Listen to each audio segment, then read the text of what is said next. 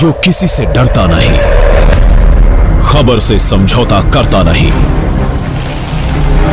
बेबाक है उसकी जुबान और बेखौफ है अंदाज।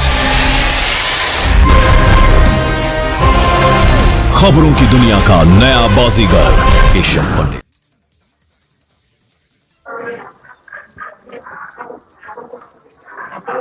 नमस्कार, मैं हूं केशव पंडित और आप देख रहे हैं देश का तेजी से बढ़ता एटीवी न्यूज चैनल। इस वक्त आप हमारा खास शो देख रहे हैं हल्ला बोल। और हल्ला बोल में हमारा आज का प्रोग्राम है जावेद अख्तर जी के ऊपर कि जो प्रधानमंत्री जी नहीं कर सके वो जावेद अख्तर ने कर दिया। और हमारे साथ में चर्चा के लिए हैं यूनुस मंसूरी साहब, जो लगातार आप देख रहे हैं कि जावेद अख्तर जी ने सर्जिकल स्ट्राइक कर दिया है। कहीं बात हो रही है कि उनके घर में घुस के मारा है। आपसे जानना चाहते हैं कि आप कैसे देखते हैं, जहां कंगना राणावत से लेकर के तमाम भाजपा के नेता और तमाम लोग जावेद अख्तर जी के साहित्य पर और उनके अवार्ड पर, उनके ऊपर सवाल उठाते रहते थे, आज वही सब लोग जो है उनके पक्ष में बोल रहे हैं। लेकिन एक कोई नहीं कह रहा है कि जो काम प्रधानमंत्री जी को करना चाहिए था आज से बरसों पूर्व, और वो करके दिखाया है जावेद अख्तर ने। वो भी हिंदुस्तान की धरती से नहीं, ठीक वैसे ही जैसे एक बार असदुद्दीन ओवैसी जी ने भी पाकिस्तान में जाकर के उनको मुंहतोड़ जवाब दिया था कि जनाब, आप हिंदुस्तान के मुसलमानों को मत देखिए, आप अपने मुसलमानों को देखिए और आप अपने पाकिस्तान को देखिए कि आपकी हालत क्या है। आप हमारी चिंता मत कीजिए, आप लड़ना भी जानते हैं, झगड़ना भी और प्यार से रहना भी और अपना हक भी मांगना चाहते हैं। ठीक वैसा ही जावेद अख्तर ने आज वो कर दिखाया है। जी देखिए, सबसे पहले तो मैं अपने दर्शकों को नमस्कार बोलूँगा। उसके बाद एटीवी जो कि देश का तेजी से बढ़ता हुआ चैनल है, उसका धन्यवाद देता हूँ कि लेकर के आते हैं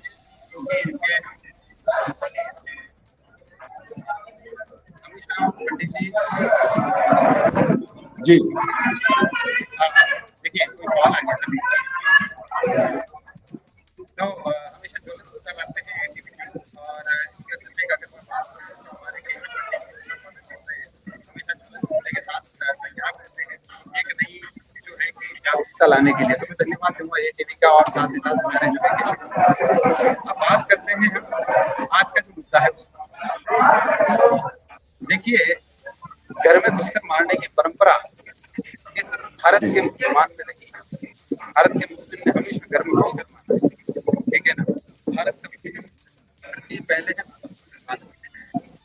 हमारे हकों में, ब्लड में, डीएनए में हिंदुस्तान रहता है। अगर बात शुरू करता हूँ तो जब भारत पाक युद्ध हुआ था, वीर अब्दुल हमीद घर में घुसकर मारा, छाती पर चढ़ के मारा, जो आज भी याद करते हैं और उन्हें साइन करना पड़ेगा। आज भी फिर वही देशभक्ति दिखाई है जावेद अख्तर ने कि उनके घर में घुसकर उन्हें जो है आईना दिखा के आए, दिखा के आए हैं कि तुम इस लेवल के, इस दर्जे के। बेशक सही बात कही आपने कि ये काम हमारे प्रधानमंत्री जी को करना चाहिए था, वहां से नहीं तो यहाँ से दिखानी चाहिए। ये काम जावेद अख्तर ने किया है, उनको मुबारकबाद देते हैं, हौसले को सलाम करते हैं कि घर में घुसकर छाती पे चढ़ के और जवाब दे के आए हैं कि हर भारतवासी को फर्क होता है। जहां तक मैं बात करता हूँ नफरत फैलाने वाली ताकतों की या कुछ कीड़े जिनके दिमागों में भर गए हैं नेगेटिविटी के, उनकी, जो भारत उनसे नहीं है, भारत आप और हम जैसे लोगों से है। भारत सकारात्मक सोच रखने वाले लोगों से है, जिनके दिलों में, जिनकी रगों में, जिनके रोम में भारत बसता है, उनसे भारत है। भारत उनसे नहीं है जो नेगेटिव बोलते हैं, पॉलिटिक्स को लेकर के आते हैं बीच बीच में, चाहे वो कोई भी राष्ट्रीय पार्टी हो, क्षेत्रीय पार्टी हो, उनको लेकर के तो अपने मतलब के लिए अपना तवा गर्म करके अपनी रोटी सेकते हैं ये।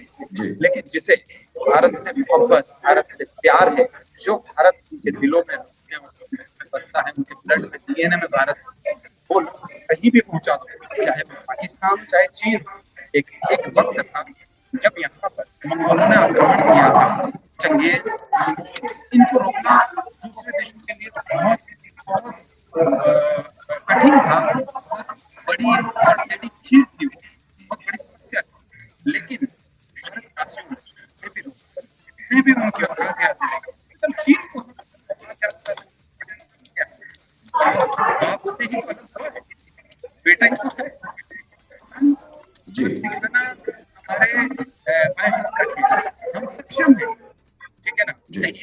और हिम्मत, तो अल्हम्दुलिल्लाह वो हौसला और हिम्मत दिखाई है जावेद अख्तर जी ने।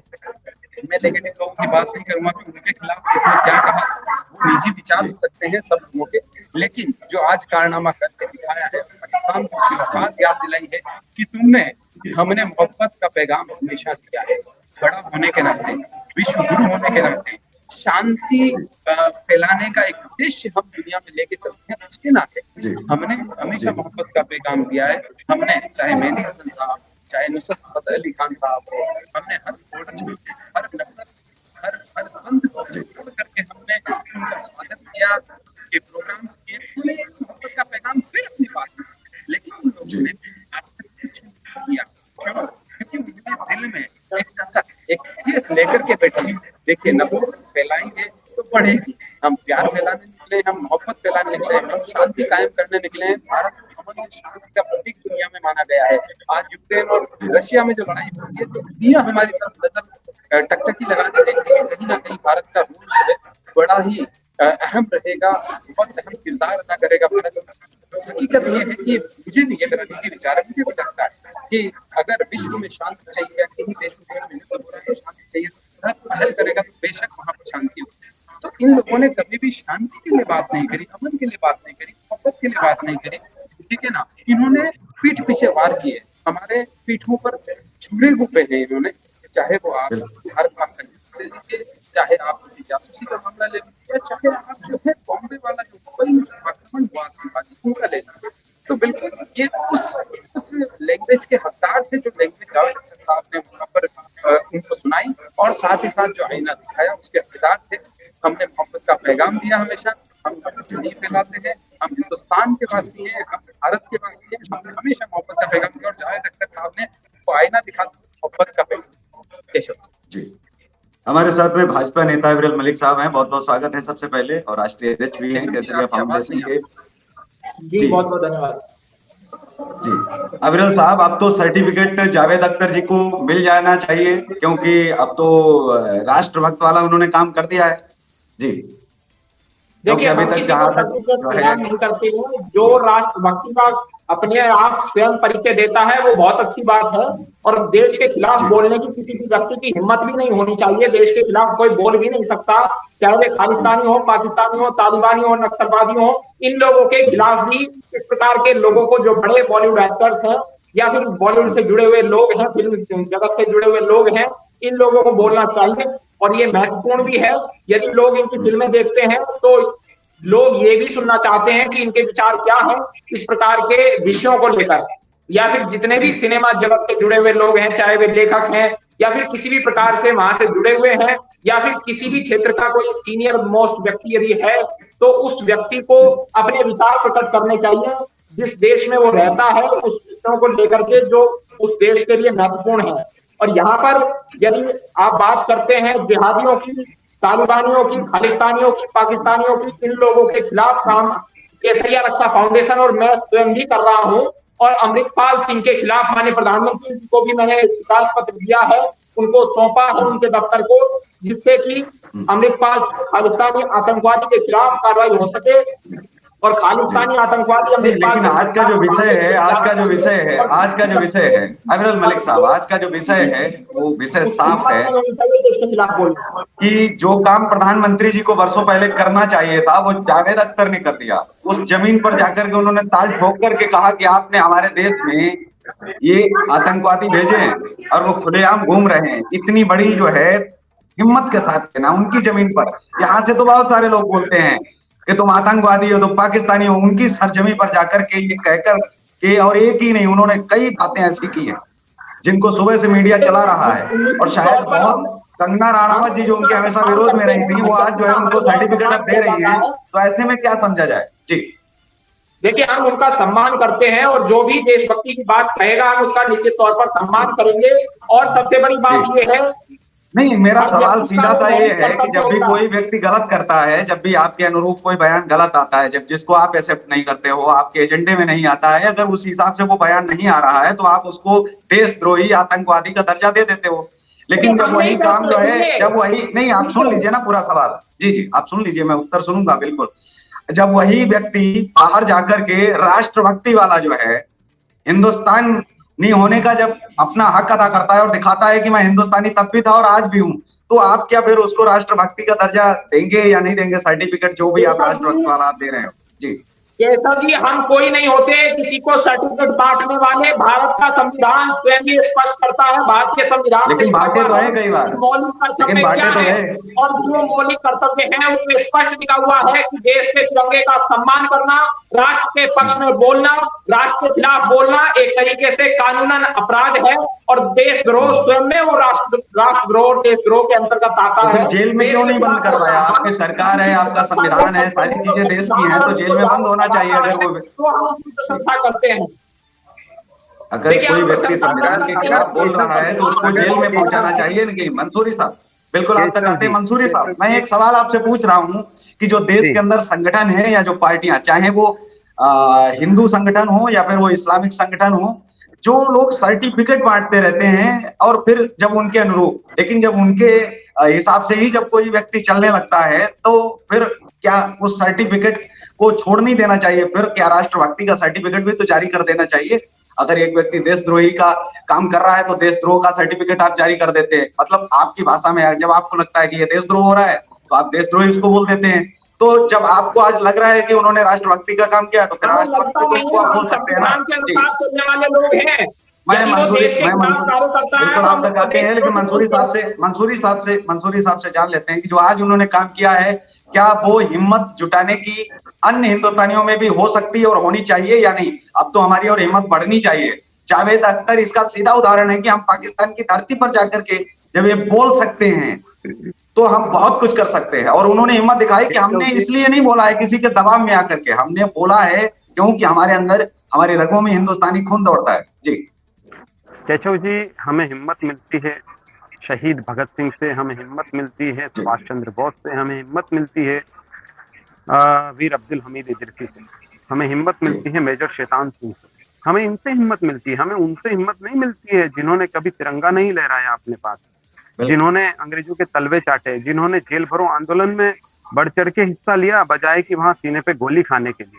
जब जलियांवाला कांड हो रहा था तो सीनों पे गोलियां खाई जा रही थी और कुछ लोग जेलों में जेल भरो आंदोलन में बैठे हुए। हम वहां से हिम्मत नहीं लेते, हम हिम्मत लेते हैं जहां पाकिस्तान के 2, 4, 5, 7 टैंक जब घुस रहे हैं हिंदुस्तान में तो अपनी छाती पे टैंक के गोले खा रहे हैं और उनको उड़ा रहे हैं। हम वहां से हिम्मत लेते हैं। हम जब अंग्रेज जो बरतानिया हुकूमत की संसद लग रही है तो उसमें जाकर के बम फोड़ रहे हैं, हम वहां से हिम्मत लेते हैं। हमारे शहीद भगत सिंह, शहीद आजम, हम वहां से हिम्मत लेते हैं, हम उन लोगों से हिम्मत नहीं लेते हैं। तो वो जो हिम्मत और हौसला है हर भारतवासी में इन लोगों से आता है, ठीक है ना। और जहां तक बात अगर मैं बता दूं संविधान की, तो देखिए जैसे कि जावेद अख्तर साहब जो हैं वो मुस्लिम हैं और इस्लाम धर्म को फॉलो करते हैं। तो मैं हमारे अविरल भाई साहब वो भी बैठे हैं, उनकी इस बात से मैं एक संशोधित बात कहना चाहूंगा कि भारत का संविधान अभी आया है आजादी के बाद, ठीक है ना। एक मुस्लिम के लिए सबसे बड़ा उसकी जिंदगी में संविधान जो है वो है कुरान, जिसको वो फॉलो करता है, जिस पर वो चलता है वहां पर। और दूसरा है जो प्रोफेट मोहम्मद है उनकी बात से वो चलता है, जिसे सुन्नतें बोलते हैं, और उनकी कही हुई बातों को हदीस बोलते हैं, ठीक है। उसमें दोनों में फरमाया गया है उनके द्वारा भी, और वहां पर बताया गया है कि हुब्बुल वतन मिनल ईमान, वतन से मोहब्बत ईमान का हिस्सा है। और मुस्लिम का सबसे बड़ा फर्ज जो है वो है तौहीद। तौहीद मतलब अपने ईमान पर कायम रहना। मुसलमान का मायने, अर्थ और मतलब होता है मुकम्मल ईमान वाला। तो मुकम्मल जब ईमान बनता है जब आप अपने देश से, अपने संविधान से, अपने देश के कानून से मोहब्बत करते हैं। और ये बात कुरान और प्रोफेट मोहम्मद साहब से आई है और वो बात ब्लड में है। और इसीलिए आज तक का रिकॉर्ड उठा के देखिए आप, जहां तक भारत पर जान देने की बात आएगी पहली पंक्ति में क्षत्रिय कौम नजर आती है, हमारी आर्मी नजर आती है। और जहां अगर भारत के लिए जान देने की बात आएगी वहां पर मुस्लिम कौम कभी पीछे नहीं रही। चाहे आप दक्कन की सरजमी से शेर हिंद शहीद हजरत टीपू सुल्तान की शहादत को उठा के देख लीजिए, जिनको कि कई घंटों तक अंग्रेज जाकर के हाथ न अड़ा पाए, ठीक है ना। वहां से देख लीजिए, चाहे आप वीर अब्दुल हमीद से देख लीजिए। तो ये जो कौम है इसको या किसी को भी किसी से सर्टिफिकेट लेने की जरूरत नहीं है। और आज की तारीख में आज की तारीख में अगर आपको देश के लिए कुछ करना है तो उसके लिए आपको किसी से पूछने की भी जरूरत नहीं, आप कीजिए ना। किसने मना किया? लेकिन मैं ये समझता हूँ मंसूरी साहब, आपको बीच में रोकता हूँ, मैं ये चाहता हूँ कि आज क्या उन्होंने जी क्या हमारे कुछ कार्य हिंदू मुस्लिम को जोड़ने वाले नहीं होने चाहिए, जो भगत सिंह चाहते थे, जो चंद्रशेखर आजाद चाहते थे, क्या उनको लेकर के ये जो हिंदुस्तान है ये एक गुलदस्ता है और हिंदू मुस्लिम सिख ईसाई बौद्ध पारसी जैन सभी इसके फूल हैं, फूल। और गुलदस्ता तभी अच्छा लगता है, बगीचा तभी अच्छा लगता है जब तरह तरह के फूल हैं, वरना उसे बगीचा नहीं कहेंगे, गुलदस्ता नहीं कहेंगे, ठीक है ना। तो ये ऊपर वाले का बहुत बड़ा करम है कि भारत में ही हम सब गुलदस्ते के जैसे बसते हैं। बाकी किसी कंट्री को उठा के देख लीजिए, वहां पर इस तरह का कुछ भी आपको गुलदस्ता नजर नहीं आएगा। मैंने भी कुछ देश घूमे हैं तो बड़ा अजीब गरीब माहौल रहता है वहां पर एक ही चीज को फॉलो करते हैं वो लोग, एक ही चीज में जीते हैं। यहाँ पर दीपावली होती है अविरल जी के यहाँ तो मैं भी मनाता हूँ दीपावली को, होली होती है तो मैं ही मनाता हूँ, जब मेरे यहाँ ईद होती है तो केशव जी भी ईद मनाते हैं। तो यही तो एक खासियत और खूबसूरती और हिंदुस्तान इसी को बोलते हैं। जी केशव जी। अविरल, जैसा कि मंसूरी साहब ने कहा कि गुलदस्ता जब होगा तभी तो वो और ज्यादा खूबसूरत लगेगा। जब तिरंगे में 3 रंग हैं, क्योंकि एक एक रंग के भी बहुत सारे झंडे हैं, लेकिन जब तिरंगा लग जाता है तो इसके शान, इसकी जो है इसका स्वाभिमान दूर से पता लगता है कि ये भारत का तिरंगा है। जब तिरंगा उनके बीच में होता है तो लगता है कि किसी देश का है फ्लैग। और आपने बहुत सारे झंडे देखे होंगे, उनका कोई अपना नाम नहीं है, सिर्फ हिंदुस्तान के ही फ्लैग का नाम तिरंगा है और किसी भी देश का नाम अपना उनका नाम नहीं। जी देखिए, निश्चित रूप से देश के तिरंगे का सम्मान किया जाना चाहिए और यदि कोई व्यक्ति उसका अपमान करता है तो उसको किसी भी प्रकार से बर्दाश्त नहीं किया जाना चाहिए। और जो व्यक्ति आतंकवाद का समर्थन करते हैं या फिर एक तरीके से आतंकवाद फैलाने का कार्य करते हैं, तिरंगे का अगर अपमान किया जाए, केशव जी तिरंगे का अगर अपमान किया जाए तो क्या सजा होना चाहिए इनकी नजर में? लेकिन अविरल जी, अगर बात यहाँ से नहीं, सवाल यहाँ से शुरू होता है। अविरल साहब, मैं आपको मंसूरी साहब आपका ही मैं सवाल ले लेता हूँ। अविरल साहब, सवाल ये जो उठ रहा है कि जब हिंदू राष्ट्र की कल्पना हो रही है तो क्या तिरंगा रहेगा हिंदू राष्ट्र में या फिर केसरिया लाएंगे? क्योंकि जिस तरीके के झंडे पर लगातार जो है बहस होती रही है, मैं सीधा सवाल ही आपसे पूछ लेता हूँ कि जब भी इस देश को जब हिंदू राष्ट्र बनाने की बात की जा रही है तो तिरंगा तो रहेगा या नहीं रहेगा, ये भी तो सवाल उठेगा। क्योंकि तिरंगे के पीछे जहां लोगों ने अपना रक्त बहा दिया, लहू बहाया है, तो ये उनकी जो यादें जो जुड़ी हैं उसमें जो उनका लहू शामिल है वो रहेगा या नहीं? ये पवित्र, इसको झंडा बोले या तिरंगा बोले, जो भी हम कहें, बहुत कम होंगे शब्द जितने भी हम नए शब्द भी अगर ईजाद करते हैं। जी देखिए, भारत के संविधान में स्पष्ट लिखा हुआ है इंडिया एक सेक्युलर कंट्री है और भारत के संविधान में जो मूल प्रति में लिखा हुआ है उसका सेक्युलर का अर्थ पंथ निरपेक्ष देश है। वो धर्मनिरपेक्ष कहीं से लिखा हुआ नहीं है और धर्मनिरपेक्ष जबरदस्ती जोड़ा हुआ शब्द है जो कि लोगों की कल्पना है, जबकि वास्तव में पंथ निरपेक्ष देश है। और सबसे बड़ी बात यह है कि यहाँ पर बहुसंख्यक हिंदू है। लेकिन पंथ और धर्म में अंतर क्या है? मतलब पंथ निरपेक्ष मैं ये समझ नहीं पाया, क्योंकि हमारी थोड़ी सी हिंदी और संस्कृत थोड़ी सी जो सेकुलरिज्म है तभी यहाँ पर सुरक्षित है, क्योंकि यहाँ बहुसंख्यक हिंदू है।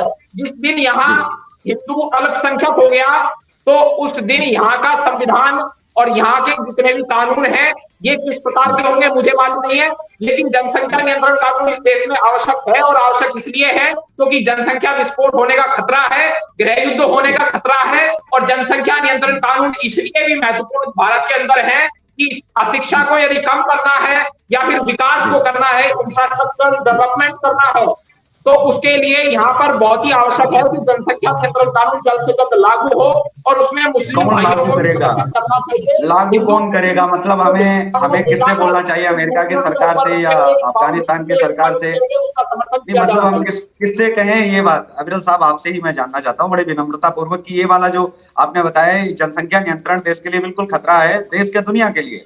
कोई नहीं चाहता कि हमारे पास जो है पानी खाना उतना ही है और हमें नियंत्रित हो जाना चाहिए। हम पढ़े लिखे लोग कहें, हम नए दौर में जी रहे हैं, लेकिन क्या हमें जनसंख्या नियंत्रण के लिए हमें बोलना किससे पड़ेगा?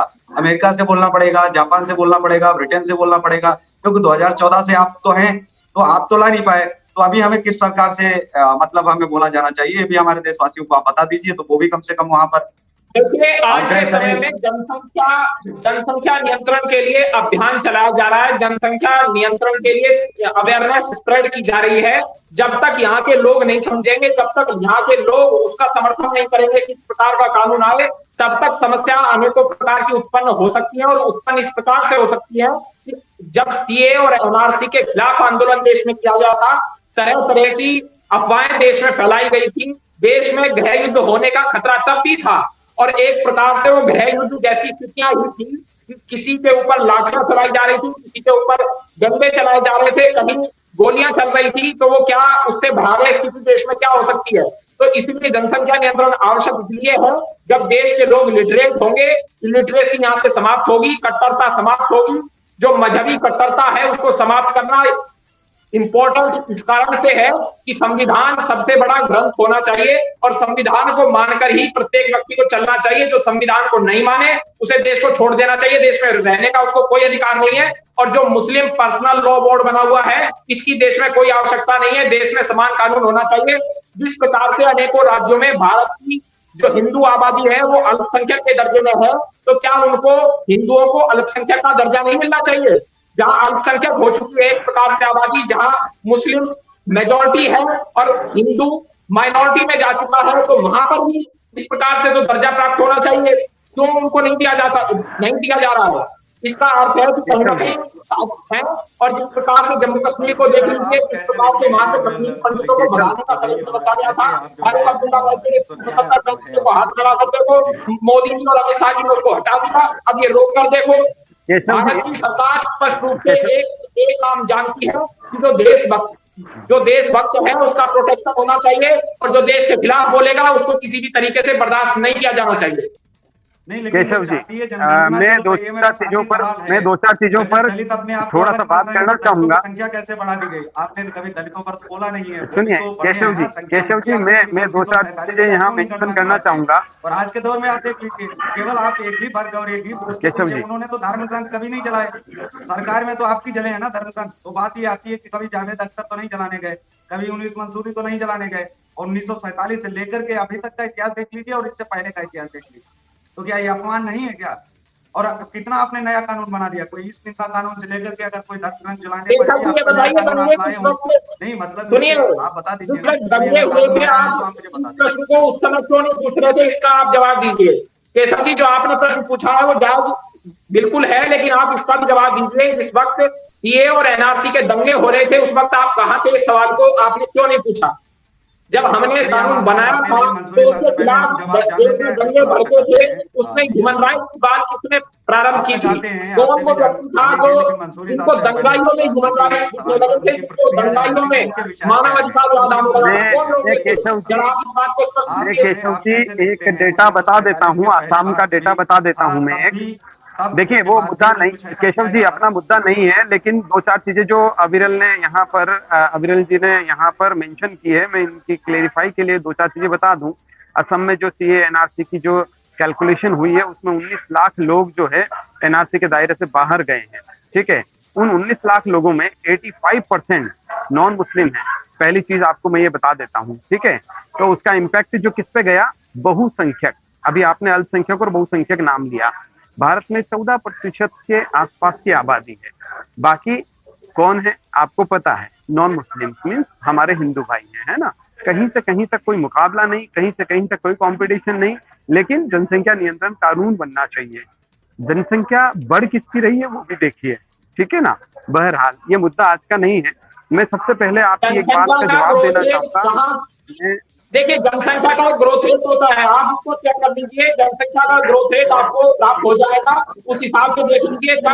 मैं बताऊंगा आपको, मैं बताता हूँ आपको। कुछ नेताओं की बात कर लेते हैं कि उनके कितने पुत्र पुत्रियां हैं, तो आपको अंदाजा हो जाएगा, और वो किस कम्युनिटी से आते हैं आप समझ पाएंगे। बहरहाल मुद्दा अभी वो नहीं है। जिस दिन अगर जनसंख्या नियंत्रण कानून पर बात होगी तो मैं फैक्ट और डेटा के साथ आपके सामने हाजिर रहूंगा, उस दिन भी हम लोग बात करेंगे। बात मुद्दे की थी, लेकिन उसमें आपने एक चीज बताई थी, संविधान। ठीक है, उसमें मैंने आपको पूरी तरीके से उल्लेखित किया था कि मुस्लिम का संविधान क्या कहता है और भारत का संविधान क्या कहता है, और दोनों ही चीजें सर्वोपरि है, ठीक है ना।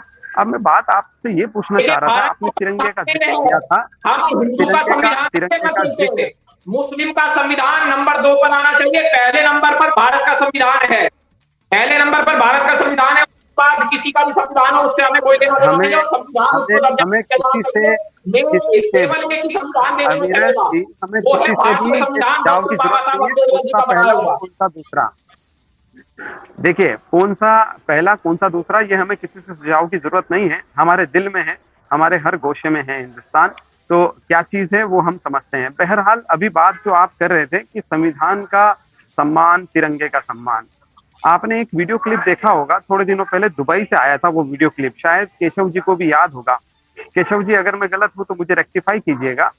हमने एक वीडियो देखा था जिसमें एक बहुत बड़े नेता के साहबजादे, प्रिय साहबजादे थे, उन्होंने तिरंगे को ऐसे करके, हाथ को ऐसे करके साइड कर दिया, शायद आपने देखा होगा। वो वीडियो जो उन्होंने पाकिस्तान में क्या कहा, नहीं, मैं आपको वो तिरंगे की बात पे बता रहा था, क्योंकि इन्होंने बोला तिरंगा का जो अपमान करे उसको सजा होना चाहिए, ऐसा होना चाहिए, वैसा होना चाहिए। उसने हाथ से यूं कर दिया था, क्या वो अपमान नहीं था? पहली बात। दूसरी बात, अगर अपमान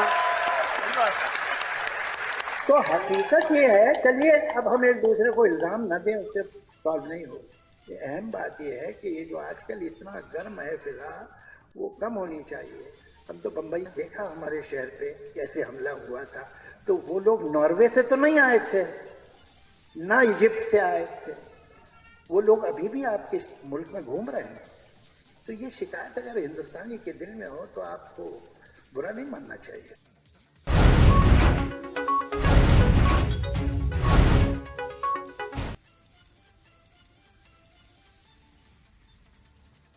जी, आपने सुना कि उन्होंने जो है क्या पाकिस्तान में बोला, लेकिन साथ ही हमारा जो आज का विषय था उस पर फिर हम आते हैं। जो सवाल बहुत बड़ी बात है जो कि न कर छाती पे चढ़ के बोल के आए नहीं है, मतलब कि प्रधानमंत्री जी कर नहीं सकते थे उसको, उनको जो काम करना चाहिए था वो जावेद अख्तर ने कर दिया, और जिनके ऊपर लगातार अपमान है, भारत के प्रधानमंत्री जी का अपमान कोई भी सहन नहीं करने वाला है। और ये एक प्रकार से अपमान इसलिए है कि जावेद अख्तर साहब का माननीय प्रधानमंत्री मोदी जी से तुलना करना बिल्कुल अनुचित है, किसी भी प्रकार से उचित नहीं ठहरा जा सकता। एक संवैधानिक पद पर बैठे हुए हैं तो संविधान को एक प्रकार से संविधान के विरोध में कार्य करना है। प्रधानमंत्री जी ने भारत देश के प्रधानमंत्री को अन्य व्यक्ति के साथ तुलना की जाती है। शब्द लिखा है कि आप यहाँ पर ऐसे आप देख रहे हैं कि जो उनको 7 साल पहले 10 साल पहले हमारे वीर और जवानों को लेकर के जो बातचीत करनी चाहिए थी, उनको साड़ी भेजने की बजाय जो मैं सवाल आपसे कर रहा हूँ कि उनको वो चीज भेजनी चाहिए थी कि आप ये देखिए, जहां हम दुश्मन देश को लानत भेजनी चाहिए थी, उस जगह अगर हम उनकी माँ को साड़ी भेजें, उनको हम रसगुल्ले भेजें, ये कैसे, मतलब कैसे, क्या उनको श्रद्धांजलि मिलेगी क्या जो शहीद हुए?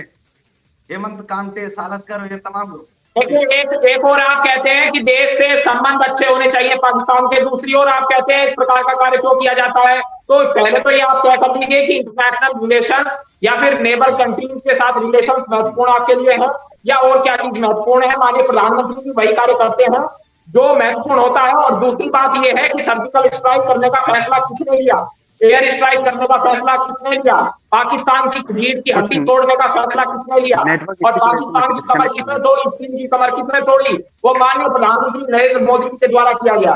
यदि माननीय प्रधानमंत्री नरेंद्र मोदी जी का सर्जिकल स्ट्राइक तो जावेद अख्तर जी ने किया है ना, जावेद अख्तर नहीं करने वाली कोई और सबसे बड़ी बात यह है कि माननीय प्रधानमंत्री नरेंद्र मोदी जी को पूर्ण बहुमत के साथ में भेजा हुआ है। जो बोल रहे हैं, अगर हम आज भी उनको सर्टिफिकेट राष्ट्रभक्ति का न दे पाए तो फिर जो अगले लोग हैं, जो अन्य लोग हैं जो बोलने की क्षमता और ताकत रखते हैं, वो बोलेंगे भी नहीं। क्योंकि कैसे बोले जब उनको बिरयानी खाने वाले लोग, कैसे गिफ्ट लाने वाले वो कब बोलेंगे बताइए? नहीं हो सकता, नहीं हो सकता, नहीं हो सकता। जो देश का अपमान करेगा हम उसको बर्दाश्त नहीं करेंगे। और सबसे बड़ी बात यह है, इस्लामिक कंट्रीज में ही टेररिज्म क्यों है, पहले इस बात को भी उठाना चाहिए। ये इंटरनेशनल इशू भी है। एक्टर यहाँ क्या कर रहे हैं? आज तक तो नेताजी का सम्मान नहीं हुआ, आपका काम था उनको जो है राजपाट से उनको बाहर निकालना। मैं तो सीधे आपको बोल रहा हूँ, बॉलीवुड के एक्टर यहाँ क्या काम कर रहे हैं? हिंदुस्तान ऐसे लोगों के खिलाफ, ऐसे लोगों को 2014 के बाद तो आपके पास ऐसे लोगों को इस्लाम से क्यों नहीं निकाला जाता? यहाँ क्या कर इस रहे बात का हैं? उत्तर तो दीजिए। आपसे पूछ रहा इसका हूँ, इस बात का भी मानूंगा, वो इस्लाम को ठेकेदार बनकर बैठते हैं, आप सुनते नहीं है आतंकवादियों वाले लोग विरोध क्यों नहीं आप करते? सुनिए ना सवाल तो को। अगर नेहरू जिम्मेदार बोला जाए तो सही है, नेहरू प्रधानमंत्री नहीं थे क्या देश के? बात वो नहीं है, लेकिन जब बात ये आती है कि देश के सभी लोगों का सम्मान होना चाहिए, जो वीर हैं, जो हमारे हेमंत कांटे, सावरकर सहित तमाम लोग जो मुंबई के हमले में मरे, और आज भी अगर बॉलीवुड में पाकिस्तान के लोग काम कर रहे हैं तो एक इसकी जिम्मेदारी है। आप उनको क्यों आने दे रहे हो? उनके बीजे पर प्रतिबंध क्यों नहीं लगा रहे हो? क्या सबक आप सिखा नहीं सकते? जरूरी नहीं है कि आप हर चीज का जवाब गन से दें। जो जवाब आज वो देकर के आए हैं, जावेद अख्तर जी ने साफ कहा है कि हमने तो बहुत प्रोग्राम किया आपके, लेकिन आपने तो अपने देश में लताजी का एक प्रोग्राम नहीं किया। क्या ये वाला सवाल बहुत पहले नहीं पूछा जाना चाहिए था?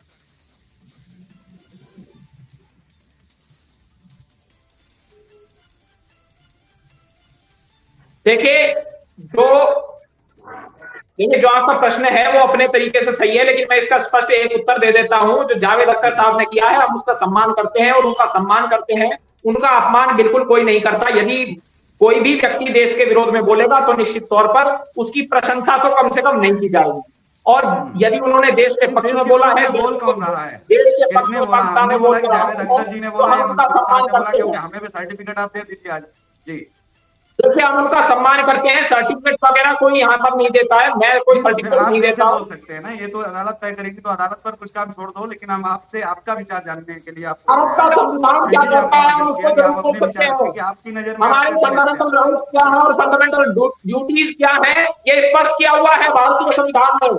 भारतीय संविधान ने ये स्पष्ट कर रखा है क्या फंडामेंटल नहीं है। अगर मौलिक अधिकार क्या है और मौलिक कर्तव्य क्या है, ये स्पष्ट संविधान में जाकर पढ़ लीजिए, हर व्यक्ति को संविधान पढ़ लेना चाहिए। अरे आप देख रहे हैं ना, हिंदू मुसलमान में तो दोनों हिंदू मुसलमान देखिए, एक हिंदू है स्वामी प्रसाद मौर्य, जिन्होंने क्या किया है उनका कृत्य देख लीजिए, दूसरी तरफ जावेद अख्तर जी का देख लीजिए, दोनों में आप कैसे देखते हैं? मैं तो यहाँ पर आपसे हिंदू मुस्लिम पूछ रहा हूँ। मैं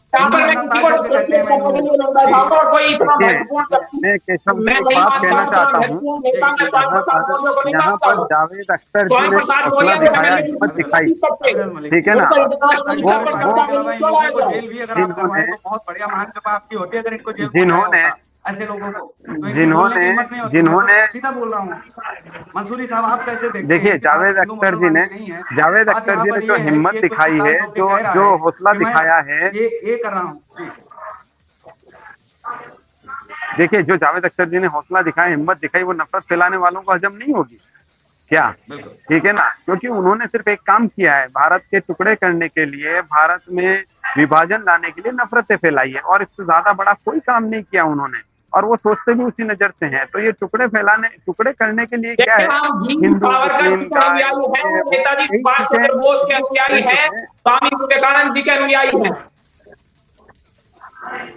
कौन नहीं है स्वामी विवेकानंद जी का अनुयायी? क्यों जो है दूसरे को आप जो है इस नजर से देखते हैं कि ये अनुयायी नहीं हो सकते हैं? क्यों नहीं हो सकते हैं? ठीक है ना? आज भी हम लोग भी अनुयायी हैं, क्योंकि जो इंटेलेक्चुअल है, बुद्धिजीवी नहीं, कोई व्यक्ति इस प्रकार की बात करता है। असदुद्दीन ओवैसी के ऊपर आपकी क्या राय है, बताइए आप। ओवैसी साहब के ऊपर क्या बोलेंगे आप? असदुद्दीन ओवैसी के ऊपर आपकी क्या राय है, इसका आप उत्तर दे दीजिए, हम मान लेंगे कि आपकी क्या राय है। ऐसा है, मैं बता देता हूँ। असदुद्दीन ओवैसी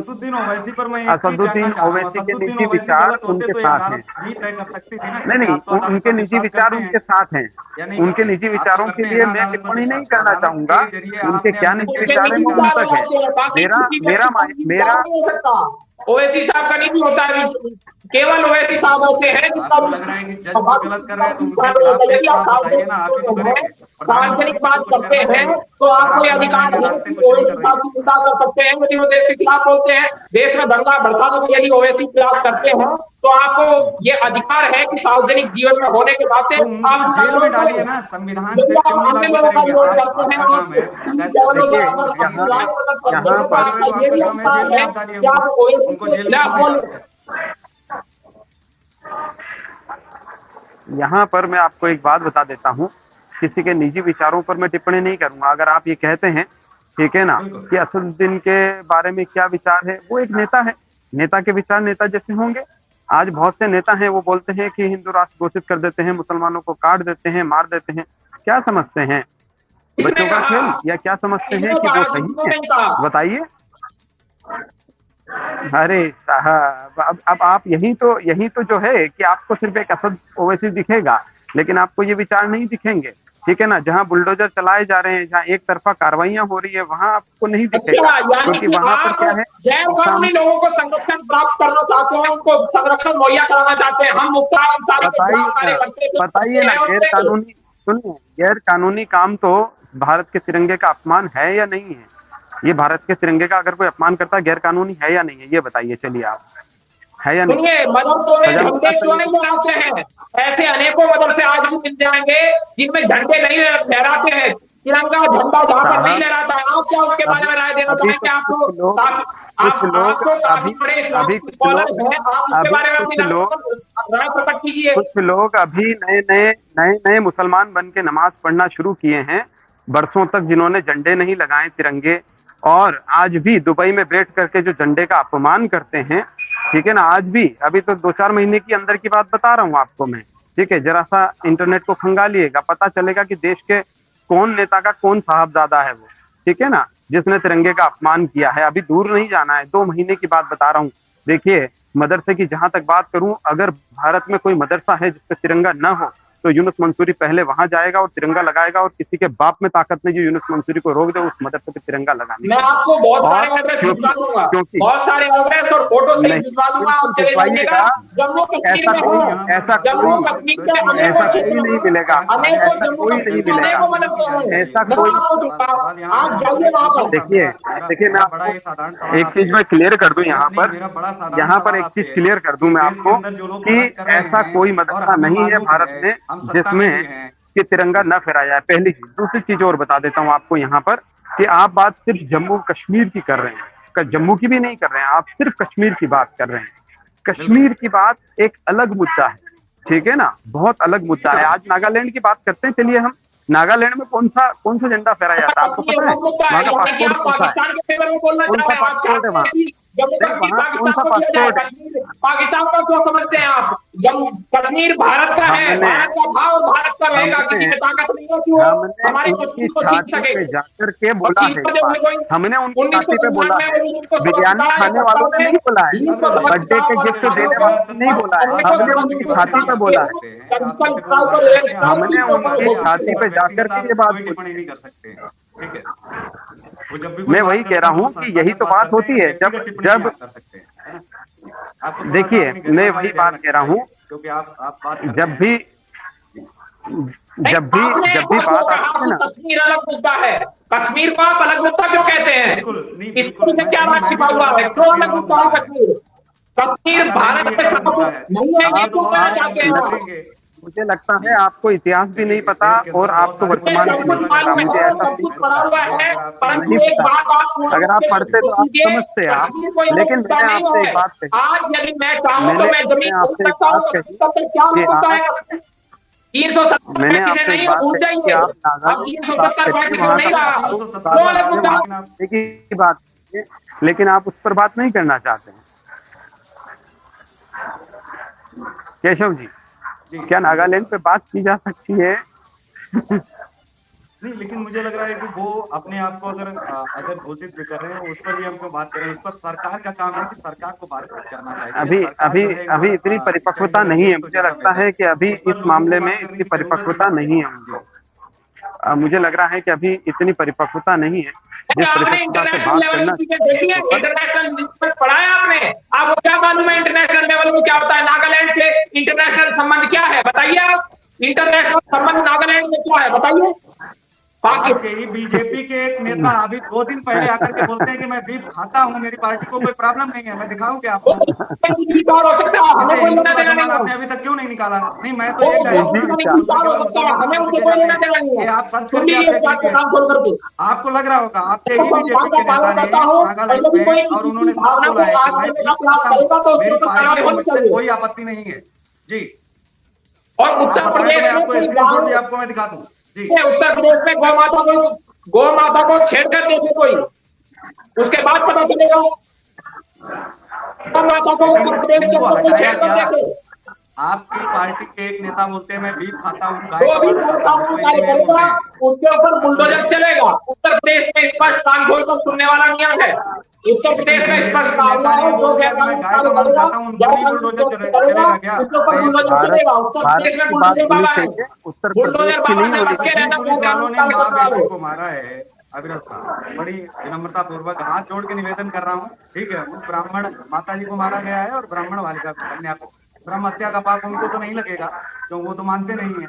लेकिन आपने क्या उन पुलिस वालों के घर पर बुलडोजर अभी तक फेरा है? मतलब मुझे तो अभी जानकारी नहीं मिली है, कब फेरने वाले हैं? पुलिस वालों के ऊपर कार्रवाई होनी चाहिए। सरकारी गुंडे नहीं है, सरकारी गुंडों पर कोई कार्रवाई नहीं कर पाएंगे आप?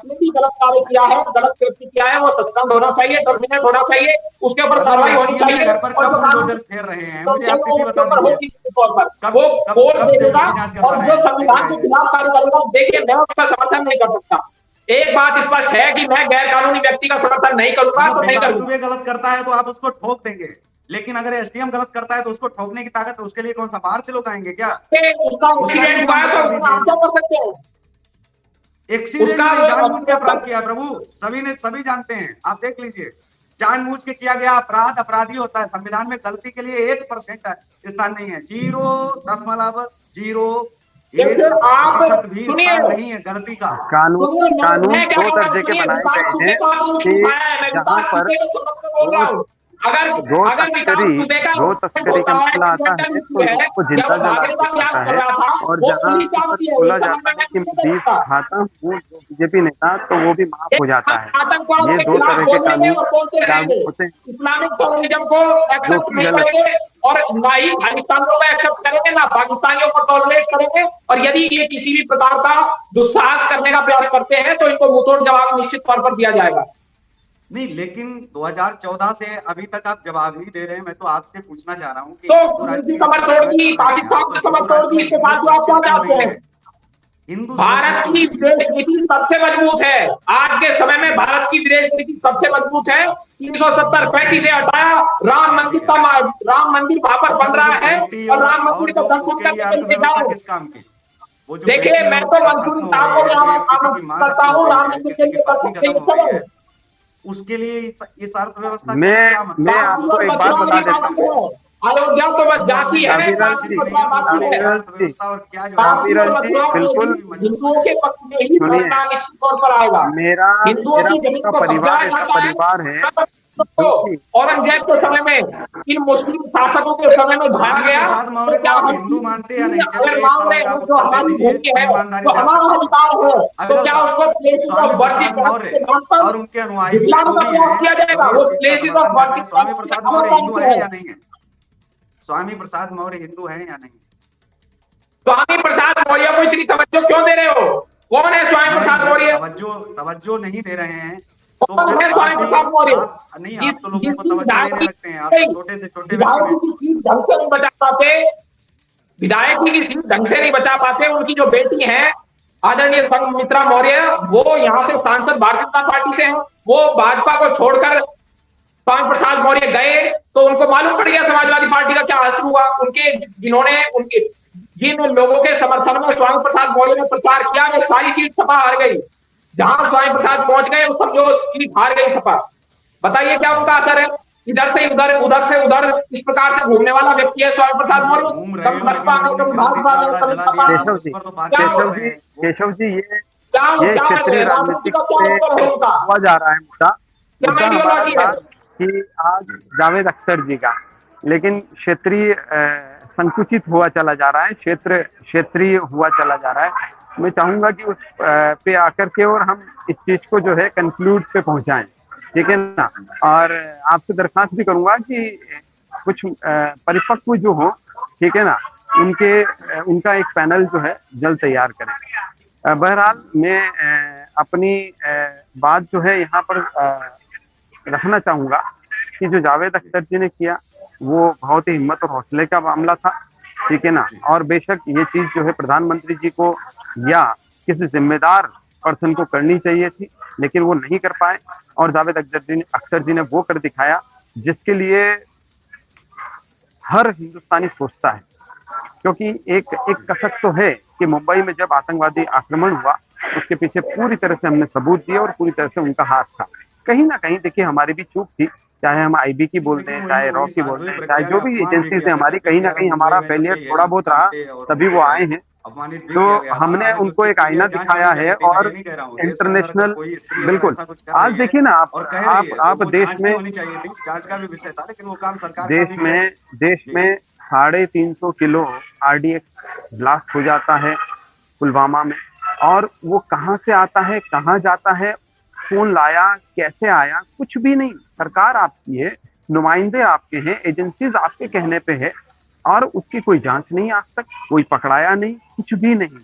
ठीक है, आज आप देखिए कि जो बॉम्बे वाला जो हादसा हुआ है, ये मुंबई बम ब्लास्ट, और जो मुंबई का जो ये चीजें हुई है, आक्रमण जो हुआ आतंकवादी, उसके ऊपर हमने सबूत दे दिए, लेकिन उस पर कोई एक्शन नहीं।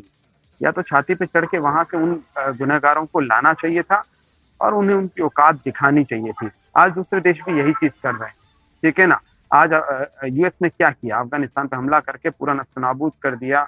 जो उनका खास दुश्मन था ओसामा बिन लादेन, उसको खत्म किया। चाहे उनको 10 साल लगे, 15 साल लगे, 20 साल लगे, वोटेवर जितने भी लगे, हमें भी यही करना था कि हमारे कुछ सिपहसालार जो है जाते और उन गुनहगारों को उनकी कब्र तक पहुंचाते, उनको उनके अंजाम तक पहुंचाते, तो शायद ये दमदारी वाली बात होती। लेकिन हमने तो उसका पलटवार के जवाब भी नहीं दिया। तो ये बड़ा जो है कि एक विचारणीय और चिंतनीय बात है। लेकिन जावेद अख्तर जी ने जो किया है, ठीक है ना, उसके लिए बेशक उनको सराहना है, उनकी हिम्मत और सलाम। 11 का हमला हुआ, उस वक्त कांग्रेस की सरकार थी, डॉक्टर मनमोहन सिंह का फेल्योर था। जो प्राइम मिनिस्टर का फेल्योर आप बताते हैं तो इस बात को स्वीकारना होगा कि उस वक्त के प्रधानमंत्री कांग्रेस के थे, डॉक्टर मनमोहन सिंह थे। उस वक्त कांग्रेस का वो फेल्योर था। और आज के समय में जो आपने बात की है, मैं उसका उत्तर दे देता हूं। माननीय प्रधानमंत्री नरेंद्र मोदी जी ने, चाहे वो सर्जिकल स्ट्राइक की बात हो या फिर एयर स्ट्राइक की बात हो, उसके तहत उनसे जो जवाब उनको देना था वो दे दिया। और कान खोल करके पाकिस्तान के लोग ये भी सुन ले कि किसी भी प्रकार की यदि इस प्रकार की कोई घटना करने का आगे भी प्रयास किया तो पाकिस्तान को छोड़ा या बख्शा नहीं जाएगा। आज के समय में नरेंद्र मोदी जी की सरकार भारत के अंदर मौजूद है, देश का सबसे बड़ा नेता, पाकिस्तान सबक सिखाने वाला भी वीर अब्दुल आज हमारे देश का प्रधानमंत्री सबसे बड़ी बात है। प्रधानमंत्री हमेशा देशभक्त होता है, प्रधानमंत्री हमेशा देशभक्ति होता है और दूसरे भारतवासी भी देशभक्त होती है। ये भारत के केशव जी प्रधानमंत्री हमेशा देशभक्त भी होता है और हर भारतवासी देशभक्त है। और पहले के जो प्रधानमंत्री हुए हैं देशभक्ति में कोई स्पेसिफिक नया टैग नहीं आया। फंड जुटाने में भी इतनी मुसीबतों का सामना करना पड़ रहा है। ये भारत के प्रधानमंत्री नरेंद्र मोदी जी पता नहीं अपने फेलियर को पाकिस्तान का नाम लेने के कब तक छुपाएंगे लोग। जो लोग माननीय मोदी जी के खिलाफ बोलने का प्रयत्न करते हैं तो कान खोलकर सुन ले कि किस प्रकार से भारत की विदेश नीति को डिजाइन किया गया, जिससे कि कोई भी, चाहे वो चीन हो या पाकिस्तान हो, दोनों की रीढ़ की हड्डी तोड़ने का कार्य आपकी सरकार ब्राह्मणों को गालियां पड़ रही हैं, जूते खा रहे हैं लेकिन सुधर नहीं रहे हैं, क्या बताएं। ना तो उनके लिए कोई एक्ट बनाया गया, उनको कोई विदेशी बोल रहा है, कोई डीएनए पर सवाल उठा रहा है। तो बात यही है कि ब्राह्मण को जो सम्मान मिलना चाहिए था, जो उन्होंने बलिदान दिया, कुर्बानियां दी हैं, उसके लिए उनका देश को लूट लिया, देश आधे से ज्यादा बिक गया और बात हो रही है देश बचाने की। हिंदुओं को मिली तो मुसलमानों को भी मिली। यदि खाता प्रधानमंत्री जन धन योजना के तहत मुसलमानों का खोला गया तो हिंदुओं का भी खोला गया। हिंदू मुस्लिम करने वाले हम लोग नहीं हैं। हम लोगों ने यदि प्रधानमंत्री एजेंसी LIC वो पिछले के कगार पे है, बैंक बर्बाद हो चुके हैं, लेकिन अभी भी जो है देश बचाने की बात हो रही है। इस सरकार में ब्राह्मणों का अपमान हुआ है या नहीं हुआ है? क्योंकि बात ब्राह्मणों को पूछने की बात आती है ना, कि पूजा करते हैं, तो ये जो दिखावा हुआ है धार्मिक ग्रंथों का अपमान, पहली बात है। इतना तो बड़ा अपमान कभी जो है भीमराव अंबेडकर जी ने भी कभी लोबुक एक जलाई, उन्होंने मनुस्मृति जलाई, वो एक लोबुक है समाज की, वो थी सनातन के, लेकिन उन्होंने कभी भी किसी रामायण को नहीं जलाया, गीता नहीं जलाई, वेद नहीं जलाए, वेदांग नहीं जलाए, उपनिषद नहीं जलाए, और जो आज के दौर में हो रहा है जी। और वो उस समय ही अगर कार्यवाही हो गई होती, उस समय ही अगर विरोधाभास हो गया होता, तो इतनी हिम्मत ही किसी की नहीं पड़ती। जिसको नहीं मानना वो अपना दूसरा धर्म ले ले, क्या दिक्कत है। मैं तो ये कहता हूँ कि किसी धर्म से अगर आपत्ति, तो सीधी सी बात है, अगर मुसलमान को इस्लाम से आपत्ति है तो वो दूसरा धर्म अपनी स्वेच्छा से ले ले, अगर हिंदू को कोई आपत्ति है तो वो दूसरा धर्म ले ले। किसी को धर्म से अगर कोई आपत्ति हो, भगवान से, अगर धर्म ही नहीं लेना है तो बिना धर्म का भी हो सकता है, पहला सर्टिफिकेट भी अपने देश में जारी हुआ है। तो बात ये है कि अगर धर्म नहीं मानना तो कोई आपत्ति तो है, संविधान आपको इजाजत दे रहा है कि आप बिना धर्म के भी इस देश में हो सकते हैं, रह सकते हैं, खा सकते हैं, पी सकते हैं, जी सकते हैं। तो बात ये है इस पर कानून तो कड़े और बड़े होने चाहिए ना, किसी की आस्था पर क्यों सवाल। अगर आपकी गीता, आपकी रामायण जलाने वाले आपके हिंदू ही हैं, हमारे हिंदू ही हैं, तो हमारा सवाल मुसलमानों से क्यों हो कि आपकी कुरान को जलाया होता तो मालूम चला होता, क्यों जलाया है उस पर आप पीछे पढ़िए ना। मुसलमान तो कभी नहीं कहता है कि हमारी कुरान पर आपने बोला है, हमारी कुरान को जलाया है तो आप गीता जला के दिखाए, वो नहीं कुछ कहते। वो कहते हैं कि आप जलाओगे तो हम आपके लिए करेंगे, हमारे, मैं अपनी जगह फिक्स हूँ, तो आप क्यों नहीं। आपकी तो तैयारी, आपको तो हिंदुत्व को बचाने के लिए ही आपकी सरकार आई है, तो ऐसे में आपकी जिम्मेदारी और बढ़ जाती है कि आप किसी धर्म पर कटाक्षेप न करके, कुछ न करके उनको आप दंडित करिए ना, कि जिससे आगे आने वाले समय में वो कुछ कभी कहे ही नहीं पाए, कर ही नहीं पाए, कोई हिम्मत न जुटा पाए। देखिए, हमने ब्राह्मण सम्मान का कार्य किया है। ब्राह्मणों का सम्मान यदि सबसे ज्यादा किसी की सरकार में हुआ है तो वो भारतीय जनता पार्टी की सरकार में हुआ है, चाहे उत्तर प्रदेश की बात आप ले लीजिए या फिर आप केंद्र के स्तर पर सबसे ज्यादा गड़बड़ियां आपने स्वामी प्रसाद मौर्य को क्यों नहीं डाला, उसका भी तो आप सम्मान ही कर रहे हैं। मैं तो यही आपसे कहूंगा, स्वामी प्रसाद मौर्य की यदि आप बात पूछना चाहते हैं तो स्वामी प्रसाद मौर्य को इतनी तवज्जो देने की कोशिश आप मत कीजिए। कोई इतने बड़े नेता स्वामी प्रसाद मौर्य नहीं है, इस बात का समर्थन करता हूं कि उनको जेल भेजा जाना चाहिए। कानून के अनुसार कार्रवाई स्वामी प्रसाद मौर्य के ऊपर होनी चाहिए, कानून के अनुसार उनके ऊपर कार्रवाई हो। मैं कहना चाहता हूं जो उन्होंने जिस प्रकार का कृत्य किया है उनको निश्चित तौर पर सजा होनी चाहिए। मैं वही तो सवाल कर रहा हूं कि अभी तक क्यों नहीं हुई। देखिए, एक्शन लिया जाएगा और पुलिस निश्चित तौर पर उसमें एक्शन ले रही है। लेकिन बात ये आती है कि इनकी हिम्मत इतनी बढ़ जाती है, ऐसे लोगों पर अगर जल्द एक्शन नहीं आप लेंगे तो इनके तो और भाव बढ़ेंगे। ऐसा कानून क्यों नहीं लाते हो कि ऐसे लोगों को जो है, जो धर्म ग्रंथ जलाए, उनके लिए कुछ विशेष जो है आप कानून बनाएं।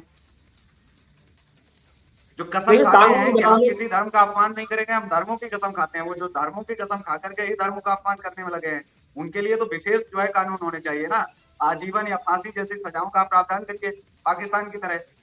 क्यों किसी की आस्था को ठेस पहुंचे भाई, मैं तो ये कहता हूँ। देखिए, भारतीय संविधान अपने आप में पूर्ण है। भारतीय संविधान में स्पष्ट लिखा हुआ है कि किसी भी धर्म का अपमान नहीं किया जाना चाहिए, ना ही किसी धर्म का अपमान किया जा सकता है। इसी के लिए तो आपको उठाया, आपको क्यों उठाया कि कोई हमारा अपमान न कर पाए, अपने धर्म को मानने की स्वतंत्रता है। देखिए, धार्मिक स्वतंत्रता भारतीय संविधान के द्वारा प्रत्येक देशभक्त, प्रत्येक व्यक्ति को प्रदान की गई है, और जिस प्रकार से यदि कोई भी व्यक्ति किसी भी धर्म का अपमान करना चाहता है, अपमान करने का प्रयास करता है, तो निश्चित तौर पर उसको सजा दी जाती है और दी जानी चाहिए। उसको जो कानून के मुताबिक सजा है वो निश्चित तौर पर दी जाती है। नहीं, लेकिन आप समझते हैं कि इन चीजों में देरी कितनी बड़ी गलत बात है। लगातार बयान, शिक्षा, एजुकेशन मिनिस्टर को आपने कौन से सजा दे दिया, उसको कौन से सजा मिलेगी, कुछ नहीं मिलेगा। देखिए, सजा दी जानी चाहिए, मोहन भागवत जी अपमान करते हैं, पंडितों ने किया जाता है। जिसे आप कितना सहमत है मोहन भागवत जी से, मैं तो ये पूछना चाह रहा हूँ। मोहन भागवत जी ने कहा ना कि पंडितों ने जातियां बनाई, जबकि गीता के अध्याय 16वें अध्याय के श्लोक नंबर 2 में साफ साफ लिखा है भगवान कृष्ण ने कि वर्ण व्यवस्था का निर्माण हमने किया है, हमारे अधीन है। तो जब ईश्वर ने खुद बोला है जिस वाणी को, और ईश्वर ने खुद जो है ये चीज मानी है, उसमें पंडित कहाँ से आ गए। मोहन जी को मोहन का और भागवत का कुछ आता पता है या नहीं है? देखिए, माननीय मोहन भागवत जी ने जो कहा है वो किस संदर्भ में कहा है वो आप जान सकते हैं, और आरएसएस के अनेकों नेताओं के द्वारा स्पष्ट भी कर दिया गया है कि वो ब्राह्मणों के अपमान करने के संदर्भ में कतई भी नहीं कहा गया है, और वो दूसरे संदर्भ में वहां पर कहा गया। और किसी पर्टिकुलर इश्यू के संबंध में मैं कुछ नहीं कहना चाहूंगा। उस संबंध में यदि आप जानना चाहते हैं तो आप उसमें रिसर्च कर सकते हैं, और आपको मालूम होना चाहिए कि वो ब्राह्मणों के अपमान करने के संदर्भ में उन्होंने नहीं कहा। और ब्राह्मण सबसे ज्यादा, यदि आप जातिवाद पर ही तुलाए हैं, जातिवाद पर यदि आप उतर आए हैं, तो मैं आपको स्पष्ट कर देता हूं। नहीं, जातिवाद पर नहीं उतर आए, हम ये कह रहे हैं कि सुनिए, इसका इतना सम्मान कि उनके बारे में अगर आप कुछ गलत बोल रहे हैं, जातिवाद नहीं, उनके बारे में कुछ आप गलत बोलते हैं तो आपको जेल हो जाती है। एक व्यक्ति को आप कहते हैं कि आप विदेशी हैं, डीएनए आपका इतना खराब है, आपने क्या क्या ब्राह्मणों का सम्मान करने का सबसे ज्यादा कार्य राष्ट्रीय स्वयंसेवक संघ, भारतीय जनता पार्टी और संघ परिवार से जुड़े हुए सभी जितने भी संघ परिवार के अंग हैं उनके द्वारा किया गया है। उनका ब्राह्मणों का सम्मान किया गया है, और संघ परिवार के द्वारा ब्राह्मणों का न केवल सम्मान किया गया है बल्कि ऊंचे पदों पर भी ब्राह्मण यहाँ पर मौजूद हैं। और लेकिन मैं जातिवाद के अनुसार मैं नहीं बोलता हूं, लेकिन फिर भी आप यदि मुझे पिंच कर रहे हैं कि आप जानना चाहते हो कितने परसेंट ब्राह्मण राष्ट्र होने का भी है, और मैं साथ में फिर दोबारा कितने प्रतिशत ब्राह्मण भारतीय जनता पार्टी में है, यदि आप सभी लोगों से मुझसे जानना चाहते हैं और आपसे भी मैं चाहूंगा कि आप भी कुछ जावेद अख्तर जी ने जो किया है वो बात सभी जावेद अख्तर जी ने किया है, उसके लिए बहुत हिम्मत चाहिए। और हम चाहते हैं कि उनके रास्ते पर अगर लोग चल रहे हैं, चाहे वो हिंदू हो या मुसलमान, सही को सही और गलत को गलत कहने की ताकत होनी चाहिए। जो बाहर के लोग हैं, हमारे देश का सम्मान सबसे पहले उनको बाहर जो है भगाइए, उनके लिए कोई इस देश में जगह नहीं होनी चाहिए। इस चीज पर खड़े होना चाहिए, एक साथ जो है बोलना चाहिए। तो इन चीजों पर अगर हम लोग आ रहे हैं, एक साथ आ रहे हैं, तो हमें लग रहा है कि हम कुछ अच्छा और बेहतर कर पा रहे हैं। हमारे साथ में जुड़े थे अविरल मलिक साहब, और हमारे साथ में बातचीत चर्चा करने के लिए यूनुस मंसूरी जी भी जुड़े थे, और वो हमारे साथ में इस समय नहीं है, उनको कहीं जाना था, तो इसके कारण हम बातचीत कर रहे थे मलिक साहब से, और उन्होंने बड़ी खूबसूरती से सभी सवालों के जवाब भी और अपने विचार भी रखे। बहुत बहुत शुक्रिया अविरल मलिक साहब, आप जुड़े और आप विशेष मुद्दे पर आपने बात रखी, क्योंकि देश को एकजुट रहना है, तिरंगे को संभाल के रखना है। जो पूर्व में हुआ है हमें उसको भूल जाना है, नए सिरे से हमारा भारत, नया भारत जो बढ़ रहा है, हम जहाँ जीडीपी की तरफ जो है बढ़ रहे हैं, हम 5वें नंबर पर हैं अर्थव्यवस्था में, और तमाम जो गलतियां जो सिस्टम कर रहा है, सरकारी गुंडे कर रहे हैं, उन पर भी जो है बड़े कानून बनाने की आवश्यकता है। जो जनता के प्रतिनिधि होकर के जनता को ही ठेस पहुंचाने का कार्य जो कर रहे हैं इस देश के अंदर, उनके ऊपर भी बड़े कानून बनाने की आवश्यकता है। तो इस देश में प्रधानमंत्री जी को, प्रधानमंत्री जी तक जो है संदेश कई बार भेजे भी गए हैं, और उनको इसीलिए नरेंद्र मोदी जी से लोगों को अपेक्षाएं थी, देश को अपेक्षाएं, हर वर्ग, हर धर्म, हर जाति के लोगों को उन्होंने वोट भी किया है, इसीलिए क्या बड़े और कड़े कानून बनाए, वो बन नहीं रहे हैं वर्तमान में। उनको करना चाहिए, उनको सख्ती से, किसी से पूछने की आवश्यकता नहीं कि आप इसका पालन करोगे या नहीं, तो लोग तो नहीं करना चाहते। आप कानून बनाइए, फिर देखिए वो करते हैं या नहीं, जबरदस्ती करवाओ। क्योंकि नेताजी सुभाष चंद्र बोस भी द इंडियन स्ट्रगल पुस्तक में लिख के गए कि 20 साल तक देश में तानाशाही करनी पड़ेगी, ये जो लोग हैं ये गंदगी साफ करनी पड़ेगी, इनको डंडे मार मार के थूक नायकों को बाहर करना पड़ेगा। तो उन्होंने बहुत सारी चीजें जो है की हैं। तो ये नायक नहीं है, जो देश में नायक हैं उनका सम्मान होना चाहिए, जो नालायक हैं उनको बाहर करना चाहिए। देश से बाहर वाले ना हो, लेकिन वो कम से कम समाज से और हमारी विचारधारा से तो बाहर होने चाहिए। तो बहुत बहुत शुक्रिया, बहुत बहुत अभिनंदन आपका कि आप जुड़े और आपकी बातें की। आज के इस कार्यक्रम में बस इतना ही, हमें दीजिए इजाजत, नमस्कार। और आप देखते रहिए देश का तेजी से बढ़ता है ATV चैनल।